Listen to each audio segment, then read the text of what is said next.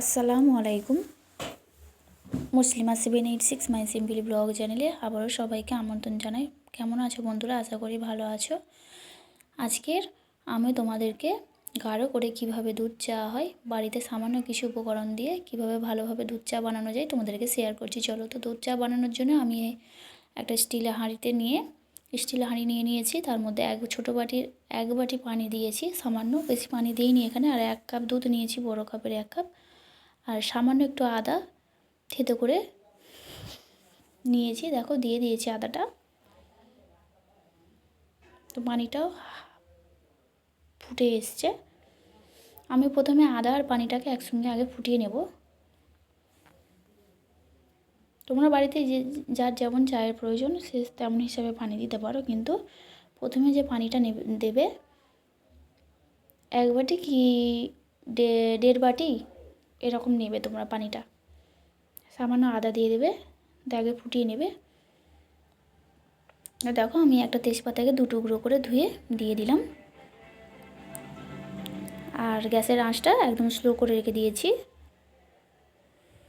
তোমাদেরকে একটু দেখিয়ে দিচ্ছে ভালোভাবে।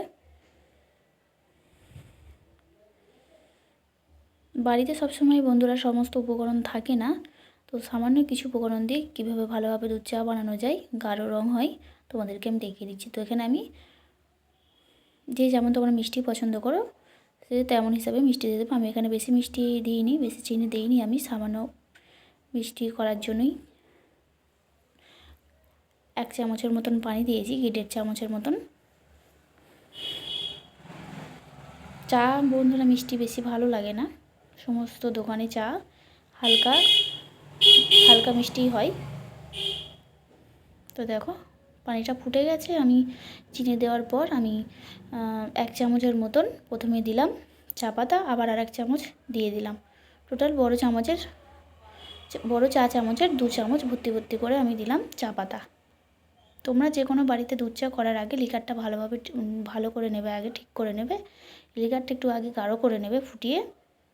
লিকার না ভালো হলে তোমার চায়ের কালার আসবে না, তুমি যতই দুধ দাও আর যতই চা দাও। দেখো আমি আগে ভালোভাবে লিকারটা করার জন্য আগে একটু চামচ দিয়ে ভালোভাবে নেড়ে নিচ্ছি। আর গ্যাস ওভেনের আঁচটা একদম স্লো থাকবে। আমি আদা, তেজপাতা, চিনি, চা পাতা দিয়ে একটু ভালোভাবে আগে গাঢ় করে ফুটিয়ে নেব। লিকারটা আগে বানিয়ে নেব। একটু বারবার একটু নেড়ে দেবে চামচ দিয়ে, যাতে হাঁড়ির গায়ে আঁচ লেগে পুড়ে না যায়।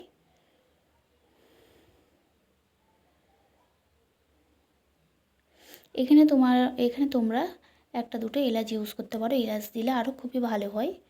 চায়ের স্মেলটা খুবই সুন্দর হয়, খেতেও খুব সুস্বাদু হয়। তো আমার এখন এলাচ নেই বলে আমি শুধু আদা তেজপাতা দিয়ে তোমাদেরকে বানিয়ে দেখাচ্ছি।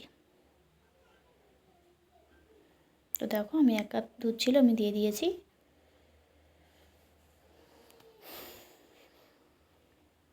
দুধটা দিয়ে আমি ভালোভাবে নেড়ে দিয়েছি। 1 কাপ আমি গায়ে দুধ নিয়েছিলাম। আমি এখানে কোনো পাউডার দুধ ইউজ করিনি।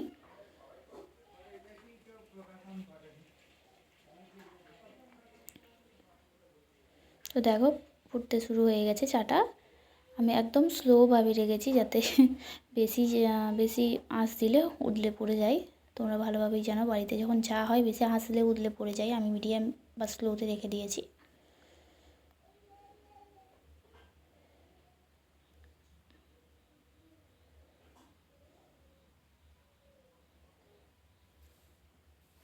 তো আস্তে আস্তে দেখো চায়ের রঙটা কত সুন্দর গাঢ় হয়ে আসছে, সুন্দর একটা কালার পরিণত হয়েছে। দেখো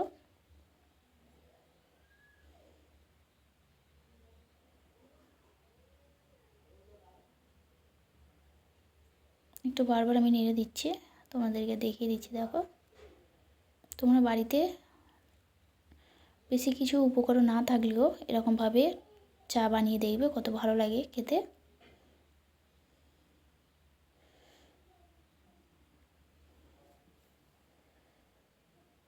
বৃষ্টির দিনে ঠান্ডা ওয়েদারে বাড়িতে এমনভাবে চা হলে খুবই ভালো হয়।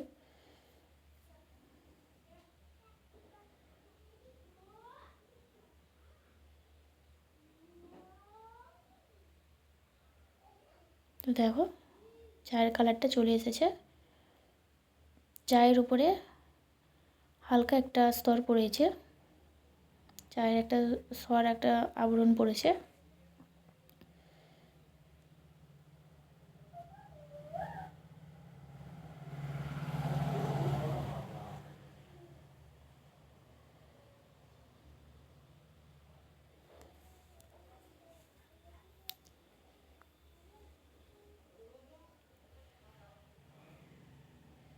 তো দেখো আমার চাটা কমপ্লিট হয়ে এসছে।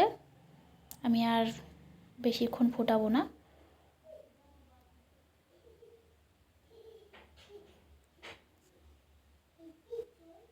তো দেখো আমার চাটা কমপ্লিট হয়ে গেছে, আমি এবারে লাভিয়ে নেবো, তোমাদেরকে একটু দেখিয়ে দিচ্ছি।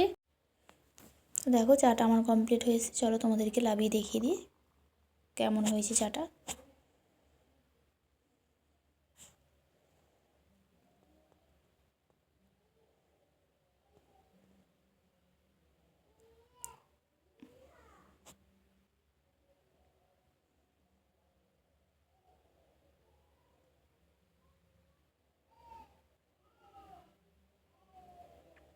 তো দেখো আমি কাপে ঢেলে নিয়েছি। তো কেমন হয়েছে তোমরাই বলবে কমেন্টে, চাটা কেমন হয়েছে।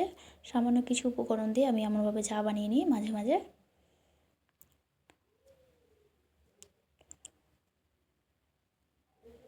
খেতেও খুব ভালো হবে, খুব সুন্দর একটা ফ্লেভার বেরোচ্ছে আদার, তেজপাতার। তোমরা এর সঙ্গে এলাচও দেবে, আরও ভালো হবে।